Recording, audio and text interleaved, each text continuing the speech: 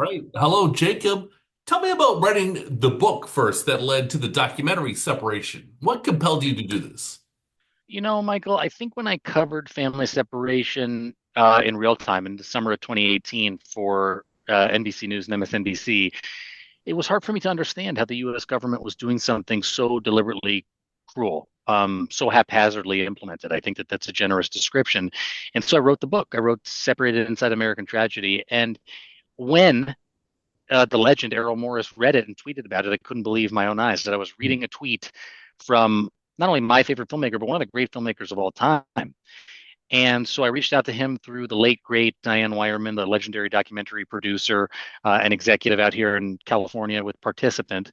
And she put us in touch. And that was 4 years ago. And never could I have ever imagined that 4 years later, not only would Donald Trump be the president-elect of the United States again, but the film would be as relevant as it is today. And I'm so grateful for the opportunity to make this with Errol. Lovely. It is great to hear the respect you have for Errol Morris. I'm a big fan as well, and I would love to know what he's like as a collaborator. He's the man. He's the man. Honestly, I was so intimidated to work with Errol, and I've never been. Usually, I'm in your seat, Michael, on the other side interviewing people. I've never been more tense than when I sat in front of him and in front of the Interrotron to be interviewed by Errol. I was very, very nervous. But he is a kind, big-hearted, sweet man who has opened my eyes to really different ways of storytelling, and I think has added to the reporting I've done in a way that only he can to tell the story not only of these families through the narrative portion of the film, like he always does, where there was no documentary evidence of what happened, no footage of families being separated, through the collaboration with people like Eugenio Caballero and Gabriela Cartol, but also through the interviews he does using the Interrotron and stares into people's souls. And I've learned so much from him.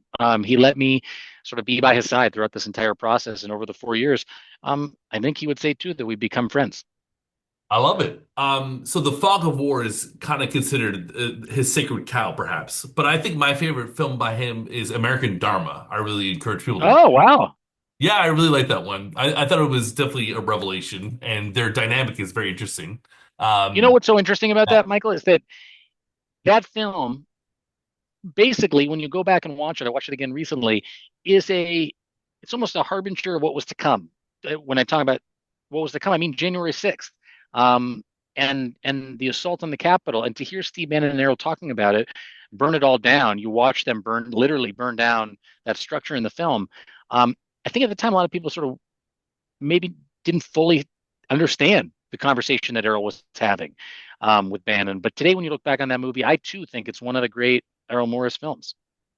I don't think Errol's like condoning anything that's being said. He's merely showing it to you as we should, and that sort of chaotic aesthetic is what I really like about it. It does Me sort of too. match the scorched earth perspective of Steve Bannon. And yeah, I tried to interview Steve Bannon when American Dharma came to TIFF, but no luck there. But that's okay. But do you have a favorite Errol Morris documentary? Maybe Vernon, Florida. Um, I love, I think what Errol and I share in common is that we love talking to ordinary people. And the thing about watching the folks in Vernon, Florida, is that they could be the people that I meet out on the campaign trail. That's what it reminds me of. And when I'm out on the campaign trail for NBC News, I love nothing more than meeting people where they're at. And that's what Errol does in that film. He brings you inside a place that none of us probably would ever venture were it not for for his lens and for his filmmaking. And I don't know, those characters to me scream um, the best of Errol Morris.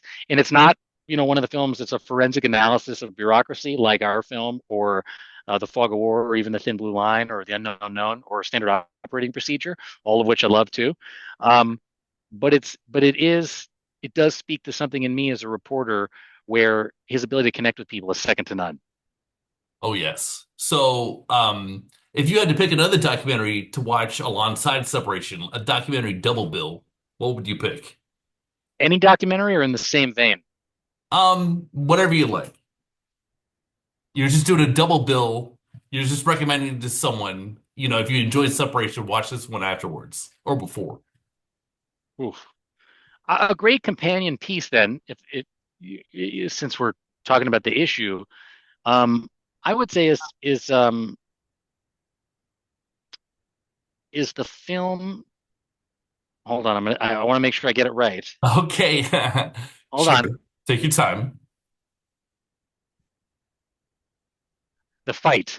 The Fight is a 2020 documentary about the ACLU, and in it is a character that you will see um, both in our film and in that one.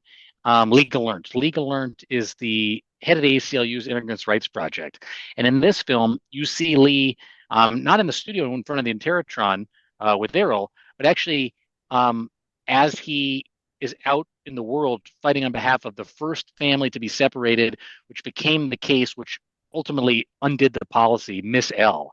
And I think it's a tremendous film because you see the people of the ACLU operating in their in regular environment.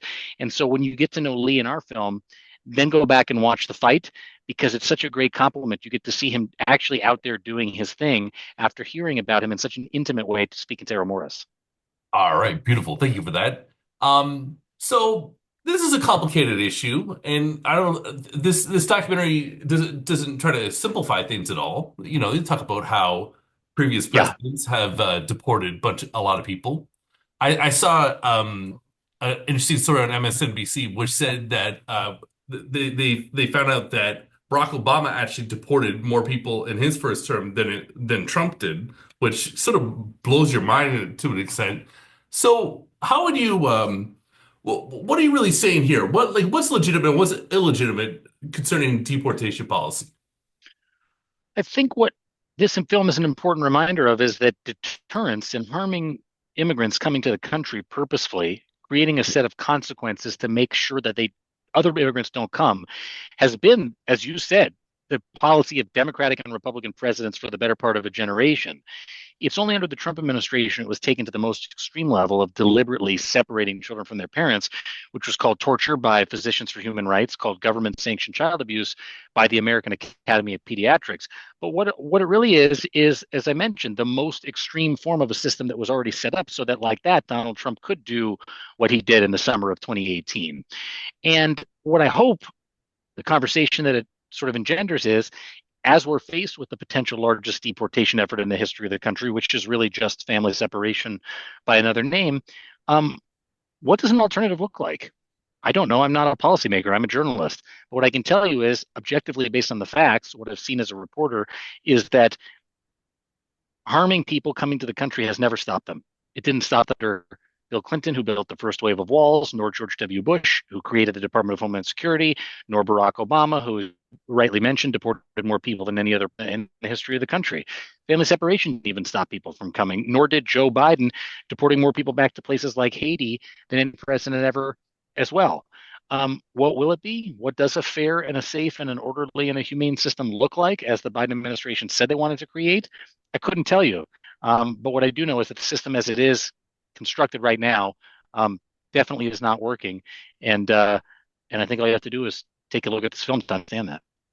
All right. And do you believe that this carnage of family separation will continue in 2025? What I learned is in this term, when they tell you they're going to do something, believe them. And they said they were going to separate thousands of families, and they did, and they harmed those families irreparably. And now they're saying, I reported from the floor of the convention that they're going to institute the largest mass deportation program in the history of the country. I watched people hold up those signs, from the floor of the convention in Milwaukee. And they're going to do it. At least that's what they say. And so when they do that, what will be the response? What will be the response of the public? What will be the response of people in the crosshairs? Um, I think that looking forward, it's clear what they say they're going to do. Now it's a question of how people are going to react. And the way people reacted in 2018, and the film's a great reminder of this, was to stand up and to say they were morally opposed to it. Uh, and it wasn't bipartisan, it was universal. Even the Pope spoke out. And when President Trump stopped the policy, he said it was the sight and the sound of the sight and the feeling, excuse me, of the families being separated. It's just why he had signed the executive order to stop the policy he himself was responsible for. And that's worthy of remembering as we go into the next Trump term. Okay. And okay. How would you characterize the current climate of journalism? I feel so grateful to be a journalist at this time, and in this moment, and for this company. Um, I hope I don't butcher the quote, but Walter Cronkite said something effectively. Our job is to basically hold up a mirror to society to let them see, all of us see what is happening all around us, and it's a real privilege. And um, I think a lot of people are scared about what the future of journalism holds, and in a time like now, both the business side of it, but also potential opposition from people in power. But my feeling is, and it has been all along, just got to go out there and do the work. Take a look at what the facts are on the ground, as they say in diplomacy and in the military, and turn around and report those back to our boss, which is the public that consumes our news on a daily basis.